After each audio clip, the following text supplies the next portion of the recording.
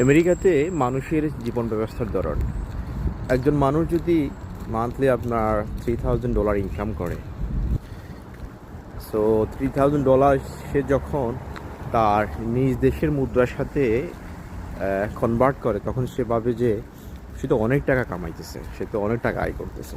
Just like 3000 বর্তমানে সম্ভবত এখন প্রায় অলমোস্ট 3,25,30,000-এর মতো এমন হতে পারে, বা একটু বেশি হবে। তো মান্থলি 3.5 লাখ টাকা ইনকাম করা বিশাল একটা ব্যাপার বাংলাদেশের প্রেক্ষাপটে। কিন্তু যখন সে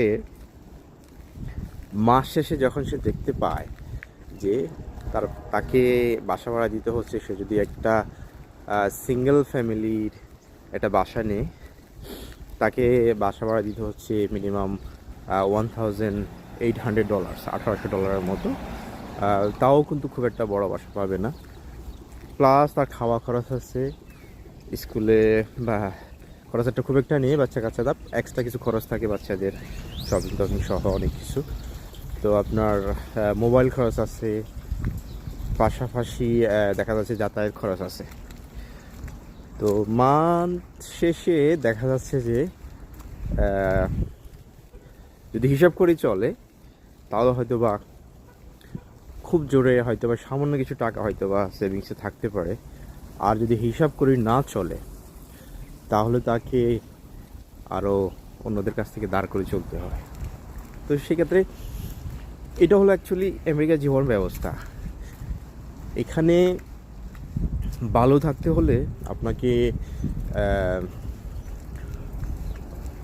অনেকগুলো চ্যালেঞ্জের মুখোমুখি হতে হবে। যেমন ধরেন, আজকে আপনি একটা কাজ জানেন, ওই কাজের কারণে আপনি একটা চাকরি আছে, কাল হয়তো সেই কাজ থাকবে না।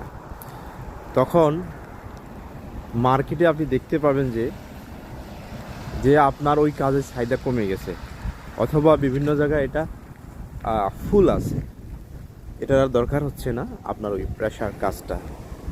তো সেক্ষেত্রে কী করণীয়, এটার জন্য চ্যালেঞ্জিং বলতেছি যে একটি অথবা দুটি কাজ জানা লোকের জন্য আসলে চ্যালেঞ্জিং। আপনার যদি কয়েক ধরনের পেশা যদি কাজে আপনি দক্ষ হন, বিশেষ করে আপনার কোন কাজগুলি, আমরা যদি বলি যে দক্ষ একজন কর্মী, তখন হয়তো বা চিন্তা করি যে সে